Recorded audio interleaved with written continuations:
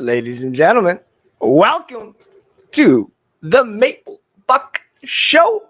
That's right, I'm your host, Andrew Faubert, here to finally talk a little bit of Buccaneers, because that's what I have enjoyed my time on social media doing the most, is talking about, in my opinion, the best team out there in the world, is Tampa Bay Buccaneers. Not only that's my favorite NFL team, nobody even comes close until there's a team in Canada. And until that day actually comes, I don't actually know what I would do. But needless to say, this is the Maple Buc Show here on NSD. How we doing?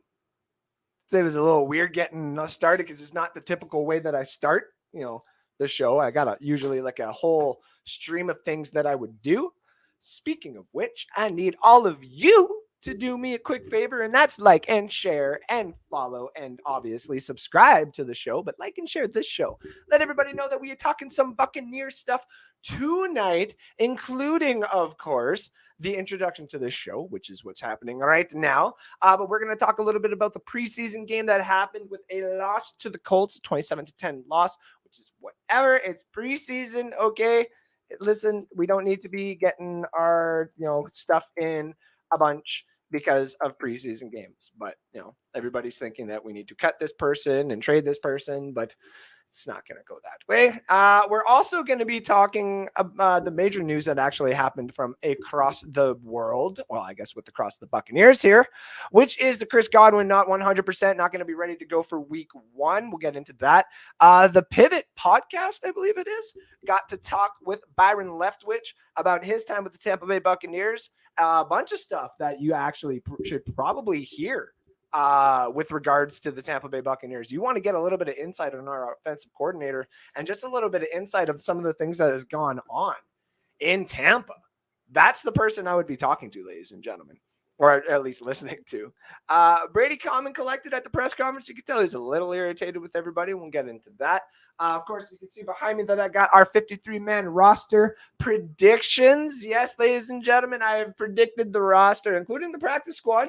What players we're probably going to have to cut, what players are on IR, which players are going to sub in and sub out for our main starting roster. You can tear that all apart all you want. It doesn't matter to me. Of course, I accept it and I appreciate it nonetheless.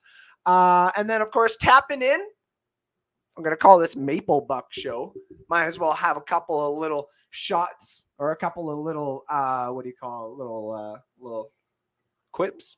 That's the word, in regards to maple syrup. And tapping is how you get it. So we're going to be tapping into the Devin Tompkins conversation and seeing what he is all about here, ladies and gentlemen, especially going forward, because I've got him on our 53-man roster at the end of the day. Not even on the practice squad to come in for an injury or anything like that. An actual person on our 53-man roster. Does mean that we're probably going to have to cut a few different guys. And you know what? It is what it is when you're a championship team like the Tampa Bay Buccaneers. So let's get into a quick conversation about your Tampa Bay Buccaneers.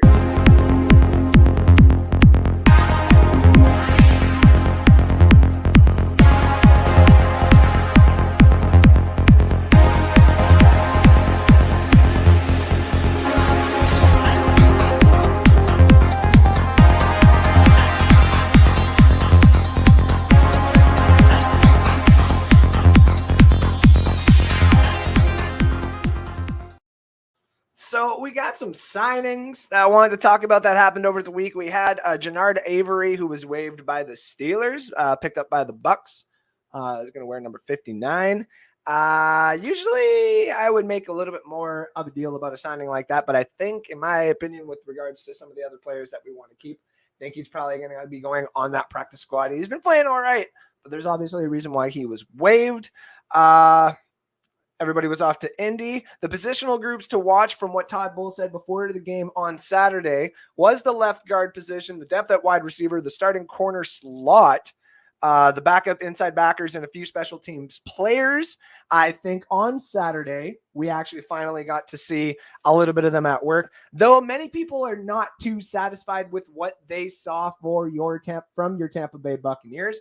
And to be honest, it was a little bit of a snooze fest. It was hard for me to sit there. I was actually going back and forth trying to figure out if I wanted to watch the Daytona 500, which was inevitably rained out, or if I wanted to watch the inevitable blowout that we were going to be having in a preseason game to the Indianapolis Colts. Now, getting right into it, the starters went out for your Tampa Bay Buccaneers, and they didn't do that bad. But were they really, really flashy? No. But was it to be expected as well? Absolutely not. The Indianapolis Colts have one of the better defensive units in the NFL, just like your Tampa Bay Buccaneers, ladies and gentlemen. And just like your Tampa Bay Buccaneers, they're going to match with us every single time that they can. They're going to put Darius Leonard out there. They're going to put in DeForest Buckner. They're going to let those guys eat. And to be honest, I'm really happy that we even got just a slight little bit of offense out of everybody. But it's something that we do not need to worry about. You know, you look at some of the passes that were dropped on in this game, and even with the offensive side, the starters, when they came out, it wasn't pretty. It wasn't the greatest. But we still got like a 20-yard completion to Julio Jones, which let me just talk about for a second. There was one preseason game. One preseason game. I absolutely know that. But that 20-yard pass looked only like a 10-yard pass, maybe gained a couple of extra yards. I don't understand how he got 20 yards out of that. Okay? Julio Jones is an absolute monster. With some of the banged up players that we do have, and I do have them on the question marks here, so if you see any blues, which I know is kind of hard because of the lighting here, and I do apologize. If I could get everything closer, I would. I got a couple of question marks that are on our roster that we will go over. And to be honest with you, it does seem a little bit scary. Everybody's talking about the depth, and just even when our offensive squad, like the starters, hit the field. But they didn't do that bad. Same thing with it at the same time. Our offensive line did not do that bad either. We did have to catch our breath, though, of course, with Robert Hainsey and Nick Leverett both went down. And we were like, okay, maybe it's now the time where we're going to have to pull the trigger and go and grab somebody. And I do think the Tampa Bay Buccaneers are going to do that. I'm going to get into that, obviously, with the 53-man roster that I've predicted. And it's the only thing that's, say, out of the ordinary that would happen. Is I do think the Buccaneers are probably going to go look for either a right guard that can do everything, or somebody who is just good at like a right tackle center-ish position. And I know that sounds really, really dumb, but it's just going to be somebody in that kind of realm, either of a center or a right tackle that can kind of do everything. And we're probably going to sign them. They're probably going to be cut. That's just how it's going to come about. Or there's a couple of players that we might actually keep, that we might actually cut as replacements. But if we start having to go into those guys, that's where it starts becoming a little bit worrisome. So we'll get to that here in a little bit. But before we get started on anything else, I do want to give a shout out to everybody out there in the comments section. Jared Martin, man, you got some good graphics today, buddy. Thank you. I'm trying to make this thing as big as I possibly can, man. Hello, Andrew. Kate Alverson, thank you very much for tuning in. Sean Spencer from Let's Talk Football, thank you so much for tuning in as well. Preseason Bucks always remind me of the 4-12 Bucks teams.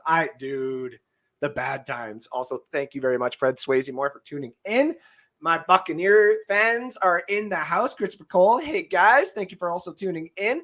Ban Cornette says Hainsey may play week 1 according to reliable reports. I've been seeing that as well. The thing that just starts to get to me, though, is that everybody's starting to get a little bit banged up. And it's enough where I am almost, if I'm ownership and you've already had an issue with, which believe me, I went through this today too. And I looked at it and I'm like, okay, a couple of these decisions would be very, very hard. I'm not even going to lie.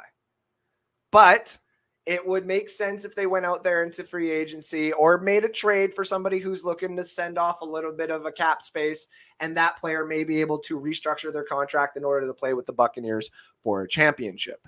Now, I'm not sold on some of the other things that I saw in our preseason matchup with the Colts. But that offensive line that you all saw on the first drive is going to be our offensive line going forward, whether they're banged up or not. It just seems like we're going to get some depth. We're probably going to get some help.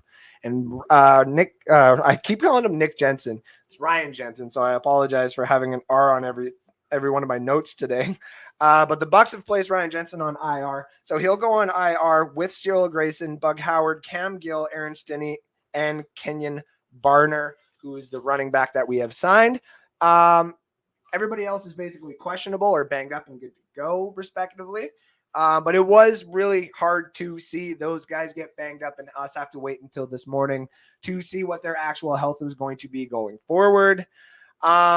Speaking of health going forward, Chris Godwin may not see the field week 1. Now, this comes from a tweet from Mr. JC Allen. Shout out to you, JC Allen, if you are ever out there, because he is the guy that I follow on Twitter for most of my updates for the Tampa Bay Buccaneers. He is at Pewter Report, so shout out to him on Twitter. He is JC Allen NFL.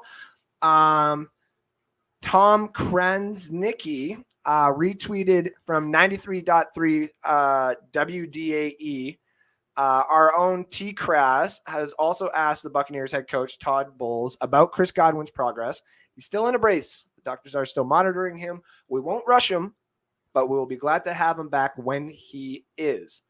And he retweeted it saying, translation, Godwin won't be ready for Dallas game. He can miss the first couple of regular season games. Bucs being extra cautious as they should be. Plus, they have outstanding depth at wide receiver, so they can afford to be.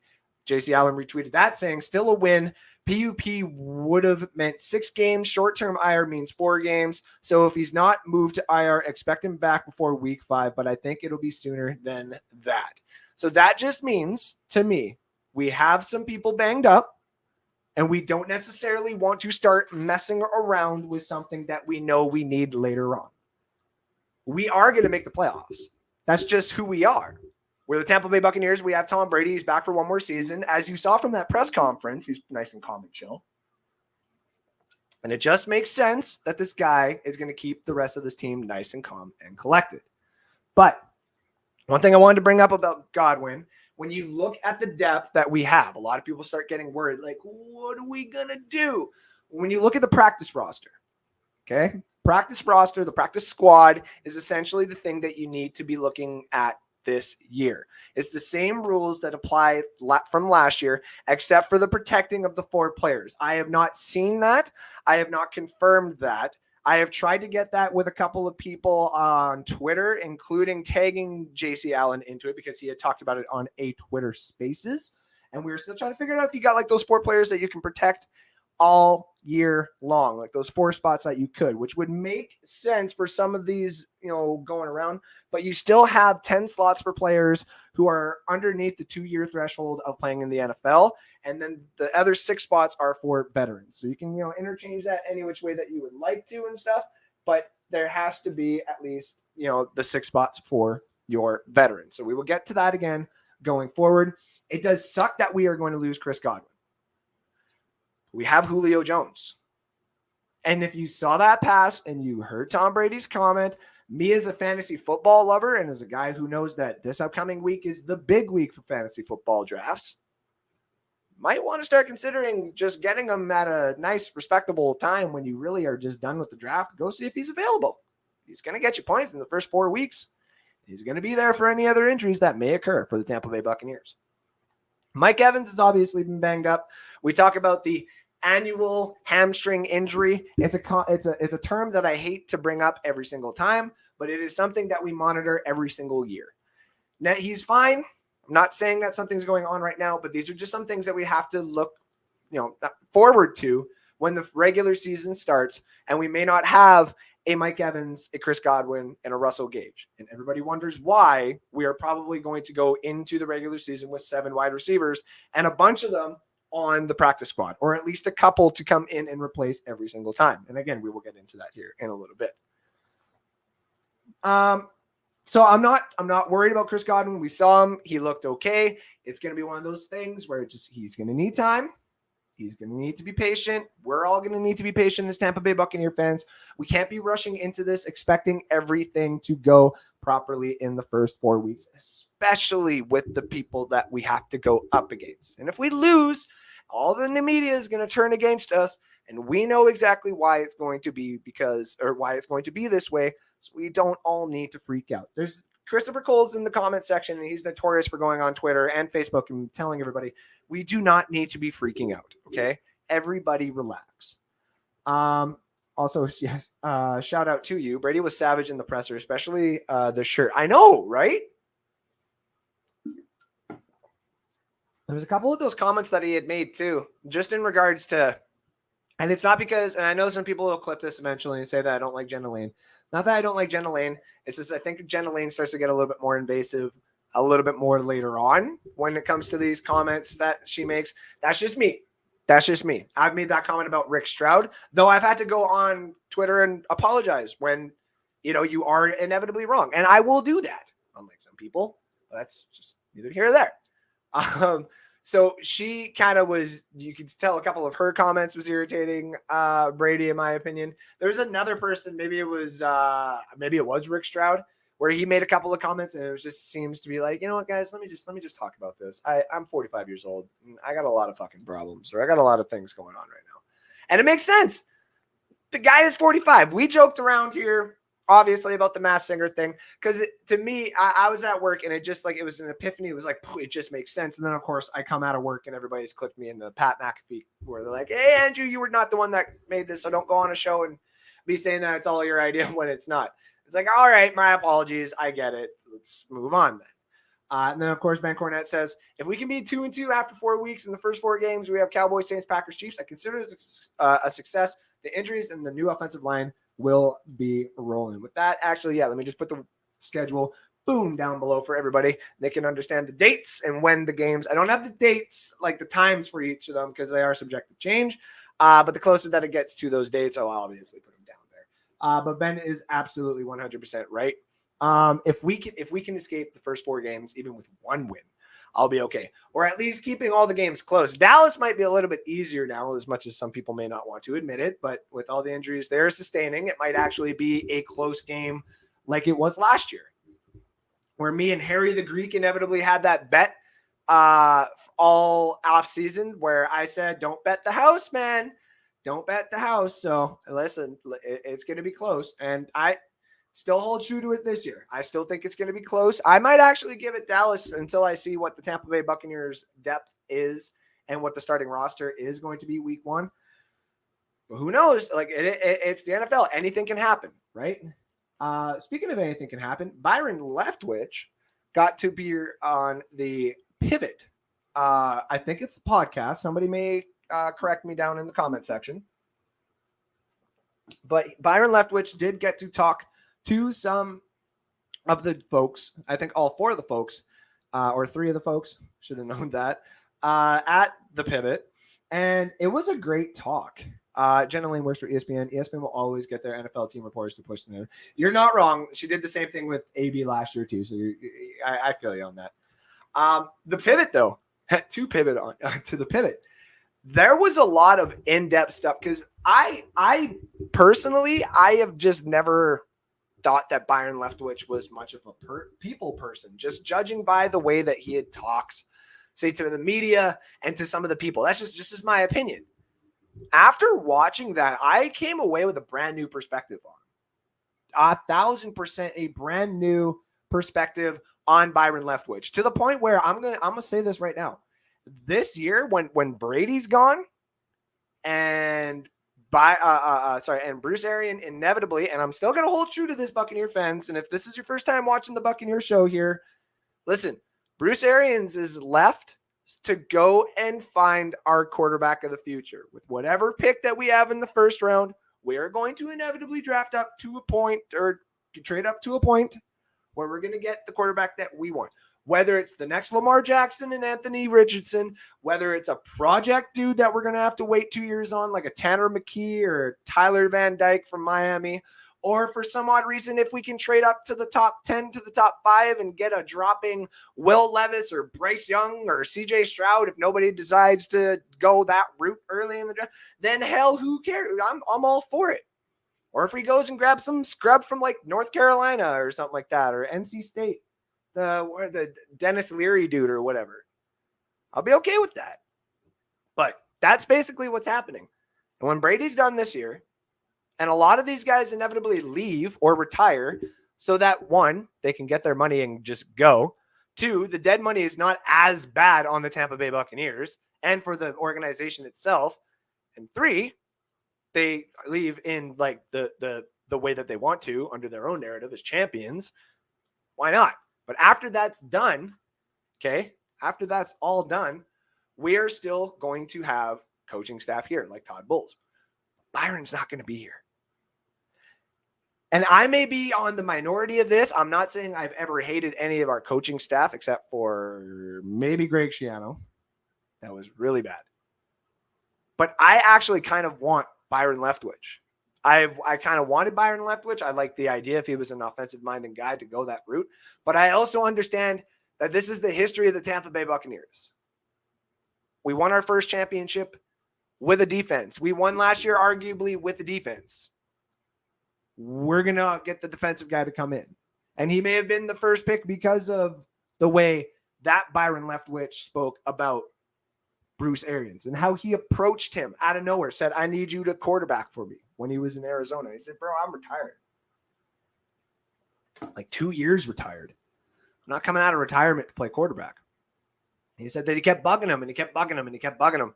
Eventually he came out for a tryout with the Steelers, I think it was, or with somebody else. And he ended up, doing what he's doing. He stayed on the coaching staff and he stayed in the room and he helped draft, or he was there for a draft process. And he's like, I want you to speak up and at least tell me what you think. Don't just sit there quietly. And it was really insightful into who Bruce Arians is as well, because everybody talks about him being this hard ass. This, he doesn't care about the players. He only cares about himself with the cigar smoking and everything else. Man, to be fair, Bruce Arians is probably the best thing that's ever happened to this organization. And I know some of the older guys might come after me for some of the other guys who have existed here. And yeah, that's totally fair. But what Bruce Arians did in a very short period of time here is like undoubtable. Is untouchable in my opinion. So we got somebody else that can come in here with like a rookie first year, win a title, and then at least like do good the second year and then back it up with a title in the third year. Because not only do I think that's going to inevitably happen this year, I think that's what it's going to take in order for anybody to ever think that the Buccaneers were this squad were ever beatable by today's standards, like the LeBrons against the Michael Jordans and stuff like that. And if we got to wait a couple years to get our next quarterback, I'm okay with it too. All these other franchises, and I'm going to say this, there's a lot of franchises out there who would much rather draft the quarterback for the name, not instead of the opportunity, for the fact that they can sell jerseys, they get them for 5 years, and there's people that have an opportunity to grow up with that quarterback for 5 years. It's what I've kind of wanted for my son, who keeps walking around and saying, go Bucs, and even my daughter, who definitely knows who the Buccaneers are. You can throw that logo in front of her and got it. Done. Go me. And, and eventually when they get interested, some of these kids in the States, especially up here in Canada, it's starting to become more popular. You need a quarterback that you can put the name to the franchise. Buccaneers have never had that. Now all of a sudden we got Brady. And Brady's only going to be here for 3 years, though. I see Christopher Cole making his comment there. Nah, Brady will be here for 2 more years. I think this is his last year. This is just, I'm basically going to say that all year until I'm proven wrong. But I think if he wins the championship at the end of the year, he might just go on that stage and be like, you know what, guys, fuck Adam Schefter and fuck anybody else's narrative. I'm retired, man. I'm done. This is it. This is it. 2 tighties. Gronk, here you go. And Gronk's just like, I told you I'd be back. That kind of thing. I still holding true that Gronk's coming back for the Germany game. Since set sails. Can't tell me that that's not what it means. Not, you know what I mean? Oh, buddy, don't even start with me. My dream would be Arch Manning to the Bucs. Though, here's the thing, and just like a quick side note on that, there is going to be a lot of teams that pull a way worse version of the Miami Dolphins in 2026, 2027, around there. And they're inevitably going to make some dumb trades, trade a lot of their talent out of house for as many first-round picks as they can. And they're going to sit there and they're going to tank their own pick so that they can get him. They can get possibly his favorite wide receiver, somebody else in-house, in building, like a linebacker or something like that, that he was just really, really happy to be a participant in the same college with and win a national title. And those guys together is what's going to win something for that team. But if it happens to be the Bucs, oh my God, let me add it. That would be great.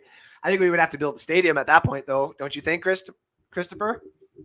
I know it's Tampa Bay, and I know everybody loves to be outdoors, but I think Tampa Bay would start having to be like, yeah, let's just build a brand new stadium. Maybe not tear down Raymond James Stadium, but build a brand new stadium, maybe somewhere that you can attach a baseball field on the side of it so the Rays can play. So he's playing till he's 60 or till he's 50, 100 and literally just comes back and will literally not stop playing until he actually reaches full unbeaten. See, I like that.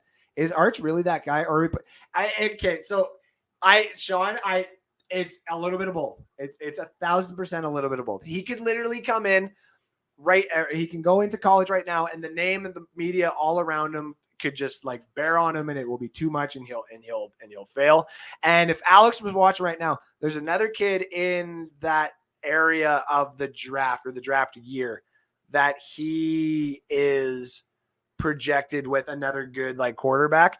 That quarterback would be another fun one too then to watch around, because he would probably end up being the better one. But if Arch is even a like 10% of what we saw on high school film and translates to college, and then inevitably if that college talent were to translate to the NFL, I think he'd be great. I do think he'd be great. And the only reason this is going to sound so bad is because his uncles, his dad, his grandpa, the name would allow him to do so much. Like he may be able to go. Yeah, Dante Moore. Yes, thank you. That's the other guy, Dante Moore. There's also a flag football guy. It was like Nicholas Iawashua or something like that. It's a flag football kid. I'm keeping an eye on him as well. But yes, there is the possibility where he may just come into the NFL and he may become like this absolute bust. But if he is even like sniffed to be a first round pick because of his talent, his uncle is his dad, the name of him, if that team is going to draft him, they're going to have to make sure that this person signed, this person signed, this person signed, and they may have to pay the biggest fine of all time to do all that stuff. Like, I kid you not. They might be like, oh, we got something good, but we ended up just having the first overall pick, and we're the Miami Dolphins. You know what I mean? And we're just going to trade everything else in-house. We're going to fire all these people under contract and stuff like that and just get everything that the Mannings want in-house, because that's just the way we're going to do it. I could totally see that. 1,000%. But I want to make sure, just like everybody else, that he is going to be as good. I want to see a couple years in college first. Same with like the Caleb Williams. Everybody's already got him locked for the 2024 first overall pick for quarterback, just because of Lincoln Riley has gone to UNC. I love Lincoln Riley just as much as anybody else does, but man, he's got his work cut out for him when they're going to be going up against some of that talent.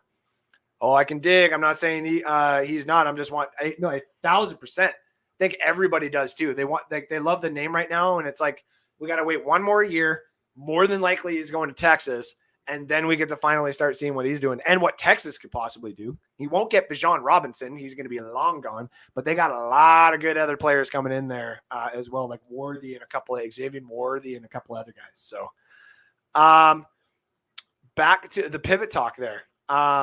To pivot back to that, Byron did make a couple of comments about teams not grabbing him as a head coach. And he did make a comment about one of the guys asked him, you are getting the opportunity to go for these coaching jobs, and you didn't get one obviously next year. So what do you want to say to those people who haven't given you a shot? And he basically just said, don't change it. If the reason why he's not a head coach and the reason you didn't hire him as a head coach is because of this, then make sure it's this and not this when it comes back around. And I think that was a shot at the Jacksonville Jaguars. I think that was him taking a massive shot at the Jacksonville Jaguars, them probably being like, well, we need someone who knows exactly what they're doing to make sure Trevor Lawrence is good. And he probably has had that conversation with them already before with the Tampa Bay Buccaneers because of how close he is. Maybe even with the Pittsburgh Steelers. But he inevitably is still on the Tampa Bay Buccaneers. He's ROC. I love everything that he does. And I do think eventually he's going to go out after this season with Tom Brady, just by the sounds of things. Because if he gets a chance to actually go and build his own team and his own culture, that seems like, if you look at the Detroit Lions, they got Dan Campbell and a bunch of dudes that would just die for him. Imagine Byron Leftwich being the head coach of your team and him hiring a bunch of his guys, especially probably from Tampa Bay. A lot of those guys would retire, obviously looking for jobs and stuff like that. Do the same thing that Bruce Arians did. He's got that mentality. He's got that mindset. And when he was talking with his guys from the South, guys that kind of grew up around like he did, where he can finally freely talk. Because it does seem like when he talks to the media, he does have to be professional. And I think that's another dumb thing that a lot of these owners are putting on some of these younger coaches, is that you got to be more professional. And they don't. Pat McAfee doesn't have to be fucking professional. And look at how many views that he's got. Look at the things that he's gotten to do. He's setting the way now. Barstool is setting the platforms and all that kind of stuff. Like, those guys are really setting the precedence for what future social media is going to be and what football is going to want later on. And some of these coaches, they know how to talk to some of these young guys. And yes, it does suck that a lot of these young guys are getting away from actually talking properly. They don't have respect for some of their coaches, and they're like, I got to play or I'm gone. No. But Byron's got that attitude, man. Byron's got it, and I loved it. It's an hour long. He talks about his time with the Jacksonville Jaguars a little bit.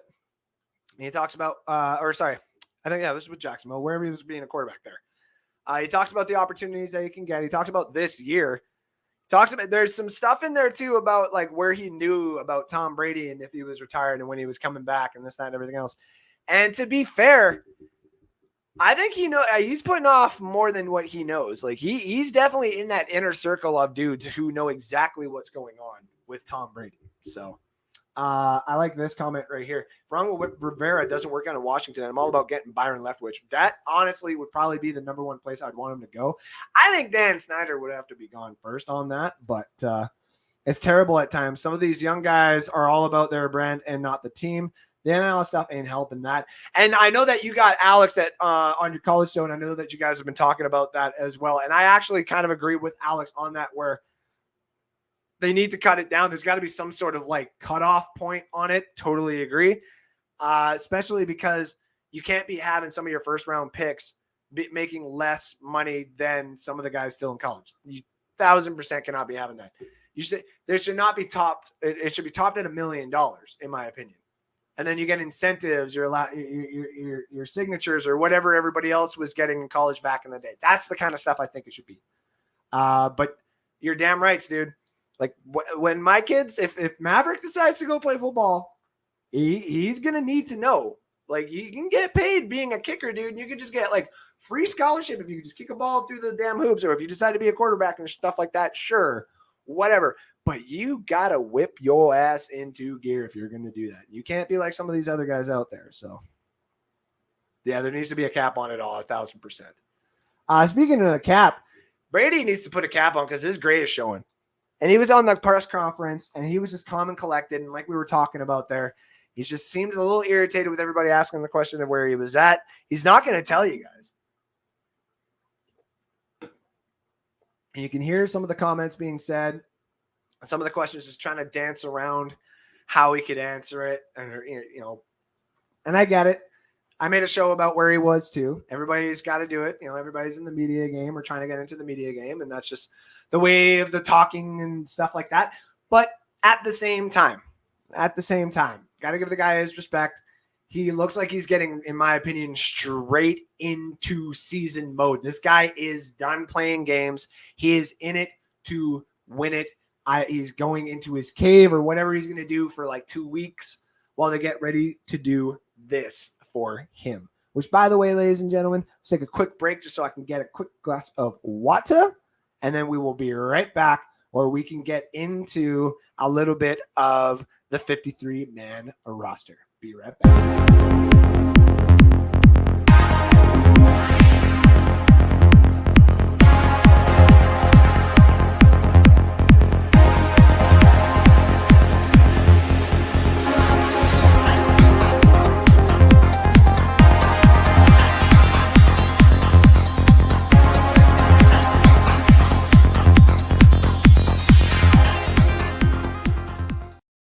All right, ladies and gentlemen, the Buccaneers roster is a finicky one this year because not only did they have a really good draft, But they actually went and had a lot of good undrafted free agents that they went and decided to go and sign, including one of my favorites, who we will get to right after this, in Devin Tompkins in the Tappin segment. The Tampa Bay Buccaneers have got 53 men that they have to have. 60 men on a practice squad that you're allowed. We obviously have some guys on the IR. That means we are going to have to cut about 10 guys. I don't know who it's going to be. There could be some surprise cuts to either save money. There could be some surprise cuts, maybe a trade. Some guys who may be joining our roster that we haven't even heard about. And that's where I want to go right off the bat. I think the Tampa Bay Buccaneers, to fill one of their backup positions in either the center, right guard, right tackle area, are going to go out and wait for some of these cuts to happen, see what some of these players are going to be available, and then start grabbing. I do think that is something that they are possibly willing to trade for. Nothing huge past a 4th rounder, maybe not even past a 5th rounder. It might just be a conditional 6th or a 7th to allow themselves that cap flexibility and allow themselves to bring in a person for depth. So what I'm putting in here for this free agency roster, the only real, crazy thing that I'm doing is I'm putting in a free agent that is going to be between the center, the right guard, and the right tackle position. They're not necessarily going to have to start, because if you look at all those guys, but they are going to come in and they are going to bring in some depth, and they may even go into the left guard spot eventually. Who knows? Like, that would be the top section of what could possibly happen. The 3 quarterbacks we're going to carry, yes, we're only going to carry Brady and Gabbert and Trask. Seems to be a foregone conclusion. I do think we're going to carry the 4 running backs of Leonard Fournette, Vaughn, Bernard, and White. This is where a lot of people may disagree. This is where I think a lot of people are going to disagree. But I think we have got 7 wide receivers that we are going into the regular season with. Obviously, Mike Edmonds, Chris Godwin, Julio Jones, Russell Gage. Tyler Johnson ain't going nowhere despite what a lot of people want. I don't necessarily see that either. If you saw in the preseason, he caught a couple of those grabs after a drop, and he's been lights out ever since. He's making the team. Jalen Darden as well. We traded up for him. Buccaneers aren't going to just get rid of a guy where they gave up, even if it's a 6th or a 7th round pick. They're not going to just give up on a guy who they haven't necessarily seen the full potential of. They're going to have him on the team. This is where a lot of people are going to disagree. I got our man, Devin Tompkins, making the team. Now, Todd Bowles made a couple of comments in his press conference this morning about that wide receiver position. And I wish I clipped it in time just to put it on the show. But paraphrasing respectively, what he said was there is that 6th, 7th spot, that 7th spot, basically what he's alluding to, where there seems like there was a guy that they had in mind, but obviously there's a couple of undrafted guys that they were looking at that he thinks has shined. And obviously the one that I think that he is talking about is Devin Tompkins. He has proven. I thought this guy was 6'1". He's 5'8". Devin Tompkins is a monster out of nowhere. So I think that's something that, we had last year with the Cyril Grayson. A lot of people didn't take him seriously, and he plays just like Cyril Grayson, except a little bit faster and way better hands, in my opinion. Way better hands. He basically doesn't drop things when it is thrown his way, and he can get it as proper, absolutely proper. Devin Tompkins makes the team. You can quote me on it. You can do whatever you want, but Devin Tompkins is making this team. If he doesn't, I'll eat my words. It is what it is. But Devin Tompkins is making this team, guys. So, Kyle Rudolph, Cameron Brake, Cade Otton, Cole Clive is going to be our 4 tight ends. Left tackle, I got obviously Smith, with Wells being the backup. Gedeke is going to be our left guard going forward. I don't think it is. Like I said, we might pick up a free agent that might replace him and turn him into the backup to allow Everett to kind of back up Mason and Hainsey there if Jensen is going to be out for a significant amount of time. But it could be interchangeable. So right now I got Gedeke there with Leverett backing him up. Leverett will also back up Hainsey for the center position. Interchangeable in there, in my opinion. Leverett can kind of help out with that center position, but Hainsey's been the one taking the snaps. So if he's healthy, he is got it. Shaq Mason, again, with that depth that we would probably see in free agency. Tristan Wirfs. This is where it actually gets interesting. A lot of people would probably just say Tristan Wirfs was good to go, but he is questionable. Okay. Tristan Wirfs is sitting there with some question marks on him. So we want to be careful with him going forward. But the other thing is, too, we don't necessarily want to overdo this guy. So I do have them keeping someone on the practice squad that you would bring in case there is some questions going into a game about him. And we'll get to that here in a few. But that is going to be your offense going forward. Got a few question marks. You got 6 question marks right now for players on there. All of their subs are sitting on the practice squad right now. And those players you already know. And you're like, well, Andrew, what about this guy and this guy? We'll get to them in a second. This defense, though. Keem Nicks is going to be your starting left defensive end. Vita Vea is your obvious nose tackle with Golston on the right side. They got Hall behind Golston, so I can see that being the thing. Nunes Roches behind Vita Vea, and Patrick O'Connor being behind Akeem Hicks. Now, you are allowed to bring players up game day because of the whole COVID rules and the injury stuff. This is something that they kept in from last year. So I think they're going to keep a lot of that defense that you see there, the depth side, a little bit kind of short-handed respectively, because there's a couple players that can play other positions. If something were to go as an emergency in game, then you can bring up one of these guys in for the next game. Or if you have question marks about one of these guys, practice squad thing with the whole, there's a lot of interchangeables. We're going to get into that here in a few as well. Your linebackers, Tryon's going to be starting with Carl Nassib right behind him. Devin White is going to have KJ Britt backing him up. Levante David will have Stewart. Shaq Barrett will have Anthony Nelson. Now, that's obviously 4 positions and only 8 guys. I think they got it. I think we got like that depth right there, too. If those guys got to go in for a couple of plays, it's not like they're going to burn us. Those guys have proven that they can hold themselves pretty much, or those guys can hold themselves down pretty good. So Grant Stewart, 7th round pick, all these guys, watch out for them, man. This defense is nice. Cornerback position, the left cornerback, we got Sean Murphy-Bunting and Jamel Dean battling it out between the 1s and the 2s. Shout out to, again, Joshua Cole-Allen for trying to get that out of Todd Bowles and a few of those guys. There is a few of them that a few questions that he's asked about that starting position and what is going to, who's it going to be? Is it Jamel Dean? Is it Sean Murphy-Bunting? Have you kind of made that decision there? The fact that Sean Murphy-Bunting is even being considered in the starting role is got me just so happy.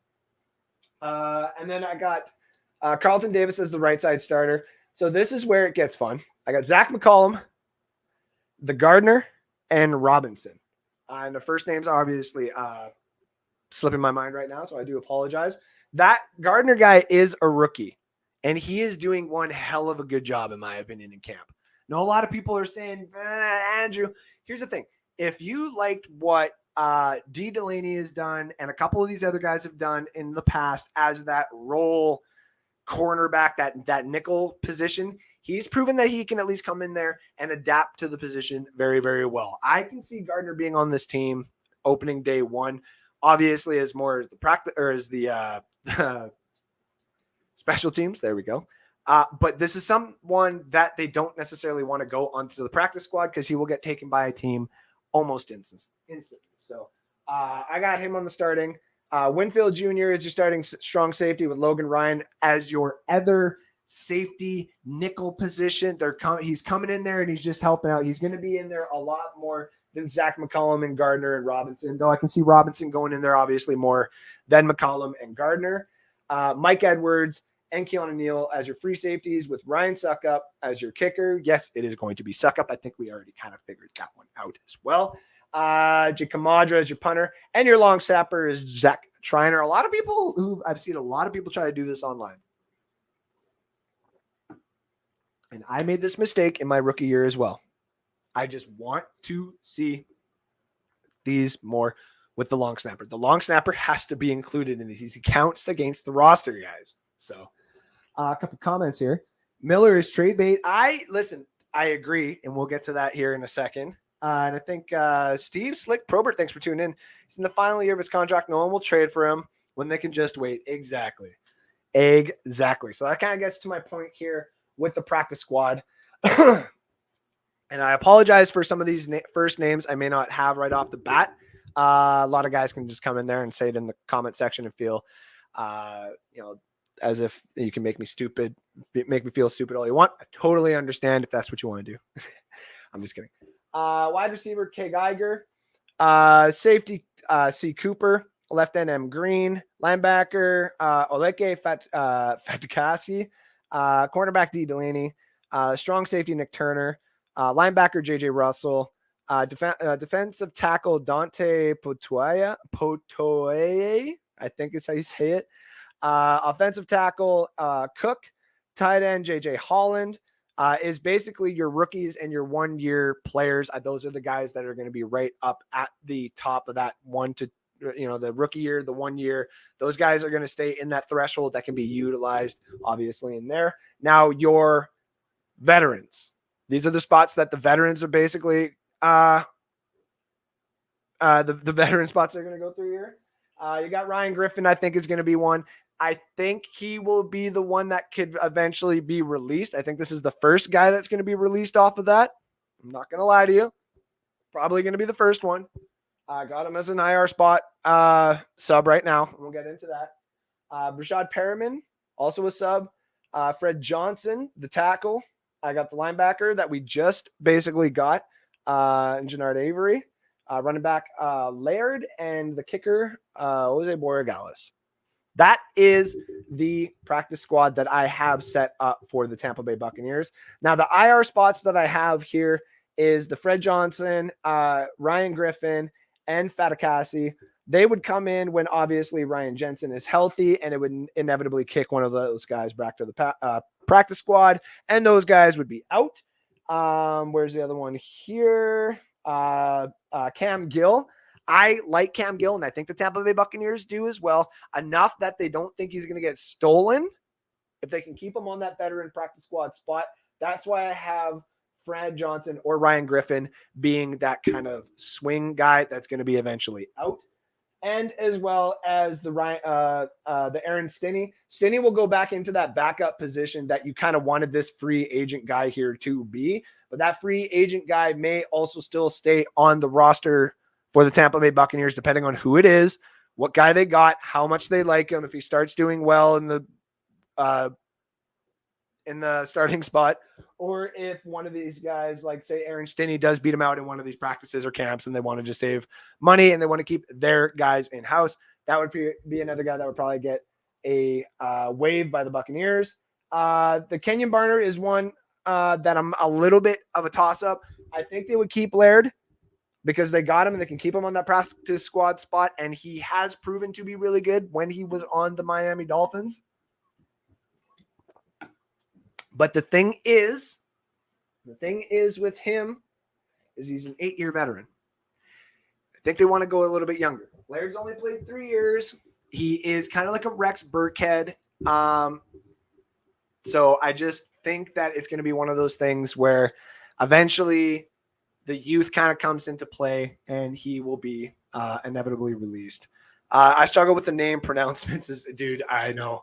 Yes, and Cam Gill is on IR. I was saying that when he comes off of the IR, he's going to take one of those practice squad spots, because I think what the Buccaneers will do is they would utilize him more so than, say, like a J.J. Russell or your Fatukasi in a starting role position other than like a Grant Stewart or a KJ Britt or an Anthony Nelson if they went down. And I think that's kind of why they got Gennard Avery, I believe that's his first name. Is if something were to happen to those depth guys, it can kind of keep them in that veteran spot on the practice squad and not necessarily lose them. And then Barner is on IR as well. Yeah, Barner is also on IR. Like I said, Barner would probably go from IR if he's healthy back to the practice squad or be released eventually, because I don't necessarily see him getting the Laird spot if they keep Laird on the practice squad. Don't need 19 bad numbers on the practice squad. Can always pick up a kicker that can miss 50-yard field goals. You're not wrong. Not wrong. I do agree with you on that, because some of the guys that we would lose is obviously Scotty Miller, Brandon Walton, Molchin, Hutcherson, a couple of linebackers who have been doing okay, McMichael, and Sanat, the defensive tackle. Those are some of the guys that you would lose, in my opinion, if you kept these guys. I just think they want to keep Borregales for the opportunity because the Buccaneers have struggled with kickers. They don't want to suck up the comfortability of knowing, like, you know, it's not a retirement year for you as well. We need you to kick, man. Like, you got to do this. Like, this has to be you. So I think if they let go of Borregales, or we don't at least keep him on the practice squad or something, he might end up being tossed around and taken somewhere else. And he's going to come back and probably pull a Matt Gay on us. I don't want that at all. So now the other thing is what a lot of people have said online, and I 1,000% agree with everybody as well. This that you see here, there might be a few guys that we actually like that we didn't think were going to be let go that are let go. I'm not even going to sit here and take a shot at it. If I would take one shot, it's probably Cameron Brate, and that's just me. But a lot of people would be like, Andrew, that's the safe blanket. That's the safety blanket. You can't take Brady's safety blanket away. I know, but if you told me out of anybody else here who would be gone, like I don't know. Like, do you honestly think the Buccaneers would only carry 5 cornerbacks into the regular season? I don't think that at all. Guess who's number 1 in the top 100? Uh-oh. Who is it, Christopher Cole? Let me know. Is it Brady? It's got to be Brady. No, it's probably Cooper Kupp. It's probably Cooper Kupp. Put the face of him in there and everything. It's probably Cooper Kupp. Or they teased it to be Cooper Kupp and it wasn't Cooper Kupp, and they were like, sorry, Cooper Kupp. We just wanted to be an a-hole. So the last thing that we got here tonight, ladies and gentlemen, by the way, thank you all for tuning in. Drop a like, drop a share, drop a follow for your new Tampa Bay Buccaneers show in town, the Maple Buc Show. Going to get a couple of transitions. I am thinking about, in honor of Joshua Cole-Allen, because Joshua Cole-Allen has helped out immensely. Not only with popping up on shows with me before, we've helped each other out when he was first starting up. Now he's on Pewter Report. I listen to most of his Twitter spaces when they go on because he's insightful. The guy literally wants to make sure that everybody knows what's going on with your Tampa Bay Buccaneers as soon as he knows. So give him a shout out, give him a follow every time you see him. He's a big, big, big fan of ours here at NSD and at the Maple Buc Show especially. And because of that, we are going to get a bottle of maple syrup that is going to be called Joshua Cole-Allen. And every show to end the show, we're going to take a shot of it so that he understands. And one of these days, we might even chug a bottle of it because that's what we do up here in Canada. We go crazy sometimes. Tappin in is this segment that I wanted to talk about where it's some of the guys who don't get enough attention on the team. And I wanted to give this guy attention before he either inevitably gets cut or he's available on the practice squad and we lose him, or if he gets to stay here as a Tampa Bay Buccaneer and become our new Cyril Grayson. And that's Devin Tompkins. Devin Tompkins is a free agent that we got, and he has come into camp and he has blown, at least what I have seen on film, away. He has blown me away. He has blown a lot of people away to the point where he got, to sit down with Casey Phillips and have an interview. And I think this is the reason why Todd Bowles made those comments about the wide receiving core. Is he's that guy that they don't want to necessarily lose. They don't want to expose him to the open practice squad, snatching that's eventually going to happen here. I watched tape on him here for a couple of hours, and I was just blown away. I have watched no tape on him until now. He has hands of glue, this kid. And I kid you not, I thought when he was practicing and when I saw him in these games, he is 6'1". I could have sworn he was 6'1". He looked like a smaller version of Julio Jones. He's 5'8", 155 pounds. Are you kidding me? He could obviously take one shot and he's done. That's what we've seen happen in the NFL. But also, I've seen him. He's taken a couple of shots in college. I saw a couple of highlights of the shots that he's taken. And not only that, I've seen a couple of the plays that he's made, and it's the play that he's willing to make. We just saw that Baker Mayfield play that happened a couple of days ago where he put that ball right into the hands and it went right through the receiver or the defenders and the receiver almost caught it. Yes, that was that guy, Chuba. But Devin Tompkins did something very similar in college. And, man, he was willing to get in there and take a licking. He was willing to get hit. And like Cyril Grayson and like some of the other wide receivers we have here, he's going to be that guy. He's going to be that guy. He's going to get the ball, and he's going to get it in his hand one of these random games, and he's going to go off. He's going to show people why the Buccaneers had to basically keep him on the roster spot. Why they had to put Rashad Perriman on the practice squad until Chris got on the practice squad when Godwin and Gage are healthy.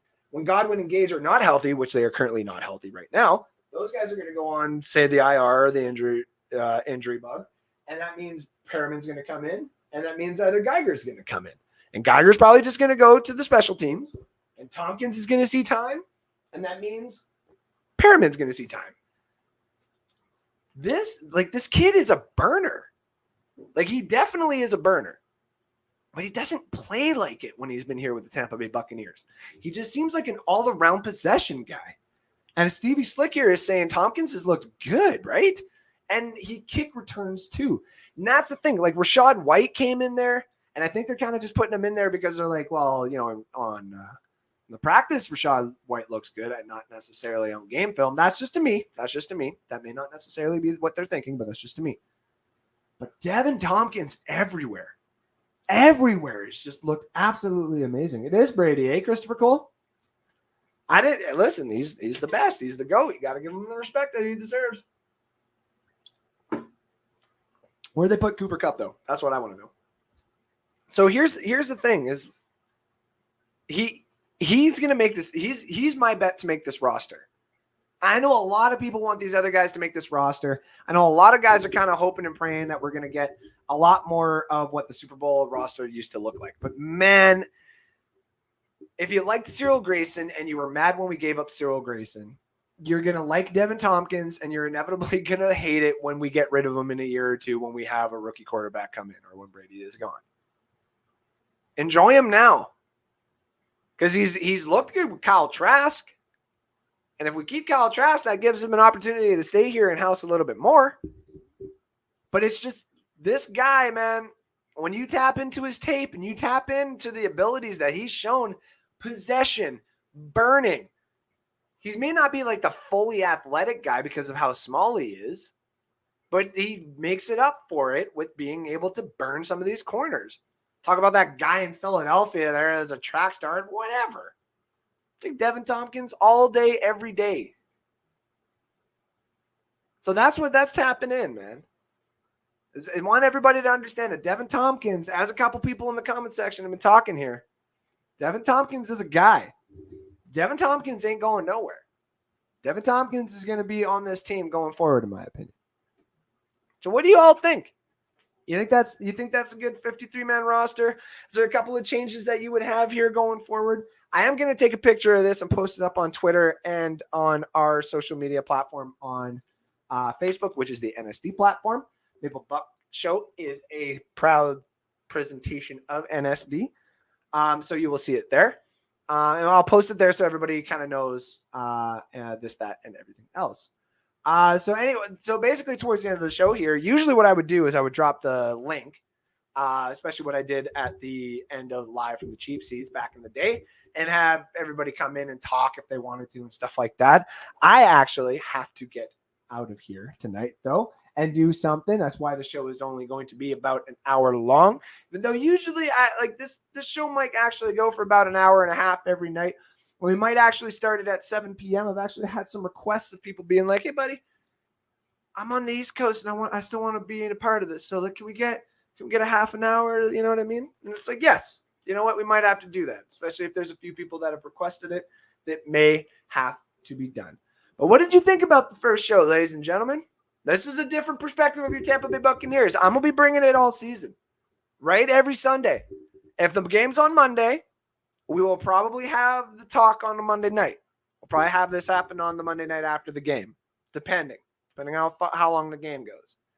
Obviously, on Sunday nights, just makes it a little bit more easier for me to get in and talk with everybody because I don't work. Usually I work the next day. And it's a good way to get everybody set up for the week. We kind of will know in a couple of weeks, say when we're done playing the Cowboys, we'll all get together, talk about the game, figure out some of the injuries, some of the stats that have gone on, and just, what it looked like. Do we look like a championship team? Is this something that, is a little scary? Like, are you guys getting as scared as I am about some of these injuries? I mean, maybe not. I don't know. We're going to be fine. Somebody's going to come out. Marpet will come out of retirement if we absolutely need him. I can almost bet on that. Probably not, but all right, ladies and gentlemen, much love to all of y'all for being out there tonight. This was fun. I like being able to talk Buccaneers, seeing all the faces that were out there tonight. Jared Martin, Kate Alvison, Sean Spencer, Fred Moore, Christopher Cole, Ben Cornett as well. And of course, Stevie Slick for popping in. Much love to all of y'all. And remember, ladies and gentlemen, let's see if I can get this in here in time. Remember, ladies and gentlemen, if you want to get yourself in for the draws, we got 2 draws going up here at NSD. One is obviously for this little baby right here. Ooh, the Mike Allstott signed mini helmet. Yes, if you want to win this, ladies and gentlemen, there's a post on NSD Facebook page. I'll tell you all the details about it. If you want to know some of the details right here, right now, all you got to do is go to YouTube and subscribe to the NSD platform. That'll get you 5 entries into the draw for it. Every like that you do on our live shows, including this one and the NSD show, will get you another entry into the draw. And also, if you share this out to your friends, that'll also get you another entry into the draw. We'll also be having another giveaway going on here at NSD. It starts basically tomorrow morning, and we teased it on the show Friday. It's just loading up right now. There it is. If you want to find out what is in the mystery box. Yes, what the hell is in that mystery box right there? Well, there's going to be a hint and some guesses that you can do once a week. Yes, if you want to try and win yourself a mini helmet and a jersey, there is going to be posts on NSD starting tomorrow morning where you can find out how to win them. And I don't care who, if Stevie wins this, I will put it on a ship and it will be sent to him ASAP. Don't you worry about it. So yes, ladies and gentlemen, you want to have a chance to win it. We already got a lot of entries into it. So if you want to make sure that you got a better chunk of entries, get to YouTube and subscribe. I have had a couple people say theirs is private and it probably won't show up in the subscription pop-up. And I've seen that actually. So when I post tomorrow, I'll have that in there that if you do follow, just send a little snip pic or whatever to me on Facebook and I will get you up into that entry. And we will have all the entries and how many entries they got updated weekly for everybody to see how many chances that they got to win that. And of course, for the hidden jersey. All right, ladies and gentlemen, I'm out of here. I'm going to go enjoy the last couple of hours of my weekend. You should all do the same thing, too. We got 2 weeks away before the Tampa Bay Buccaneers are playing the Dallas Cowboys. We got only 2 more days before we find out how many players are cut and which one of the players are cut that we inevitably do not want to lose. And we've only got a couple of more hours left in the week before Monday, the dreaded Monday. So enjoy what you can. Go smoke something, go drink something, go get the wife ready for a little bit of loving tonight. Do whatever you got to do to get yourself ready for the upcoming Tampa Bay Buccaneers season. And for more comments, that's not the word I was looking for, and more stuff here from the Maple Buc Show. More content. There we go. More content from the Maple Buc Show about your Tampa Bay Buccaneers going forward. Next week, we'll also have an opening for everybody to pop in and talk if they want to get their opinions heard about the Tampa Bay Buccaneers. I wish I had a phone to do that, but I do not have a phone. I ain't giving my phone number out to anybody out here. It ain't happening. So much love, everybody. We'll talk to you next week and see you at least on Friday on NSD. Much love here at the Maple Buc Show. We'll talk to you about your Buccaneers next week. Goodbye from north of the border.